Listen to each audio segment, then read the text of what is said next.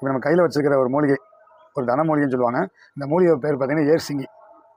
இது வந்து பார்த்தீங்கன்னா நம்ம முருகர் பெருமாள் சிவதண்டத்தில் பயன்படுத்தியிருக்காரு. அதேமாதிரி முருகர் கையில் வச்சுருக்கிற தண்டாயுதம்னு சொல்லுவாங்களே, அந்த தண்டாயத்தில் ஏர்சிங்கி தான் வச்சுருப்பாங்க. இந்த ஏர்சிங்கியில் என்ன நன்மை அப்படின்னா, தொழில் ஸ்தானம் பண்ணுறவங்க, நடக்காத தொழில், ஒரு தளங்கள் பட்ட தொழிலே நடக்காமல் இருக்குது அப்படின்னா இந்த ஏர்சிங்கை வச்சு தொடங்கலாம். ஒரு ஆலயம் கட்டணும் அப்படின்னா, ஆலயம் பழுதுபாய் நின்று இருக்குது, தலங்களான காரியம், அந்த ஆலயத்தை தொடங்கலாம். ஒரு ஏர்சிங்கில் இன்னொரு விசேஷம் என்னன்னாங்க, எந்த துஷ்ட சக்தியும் கெட்டாண்டாது. ஏர்சிங்கில் வந்து ஒரு ப்ளஸ் பாயிண்ட் அப்படின்னா, இது எந்த இடம் போல நன்மை மட்டும்தான் செய்யும், கெட்டது அதுக்கு பயன்படுத்த முடியாத மூலிகை. எல்லாம் நாட்டு மருந்து கடையிலாம் கிடைக்குதாங்கப்பா? அதுல எல்லாம் கிடைக்குதுன்னு சொல்லி விற்கிறாங்கப்பா.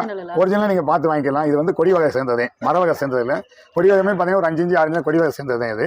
அதே மாதிரி ஏர்சிங்கில் வந்து இந்த முள்ளை பார்த்து தெரிஞ்சுக்கலாம். எந்த கடையில் வந்து பார்த்தீங்கன்னா முள் வந்து கருமுள்ளாக இருக்கும், புளி நகை எப்படி இருக்கும் அந்த மாதிரி புளி நகை மாதிரி இருக்கும். இது வந்து ஏர்சிங்கி. அதே மாதிரி வாங்கி பார்த்தே தெரிஞ்சுக்கலாம். வெட்டும்போது லப்பர் மாதிரி இருக்கும், ஆனால் கையில் தொட்டிட்டோம்னு வச்சுங்க, சொல்கிறோம்ல பஞ்சராயிரம் அப்படின்னு சொல்லுவாங்க. அதே மாதிரி வந்து பார்த்தீங்கன்னா அவ்வளோ ஸ்ட்ராங்.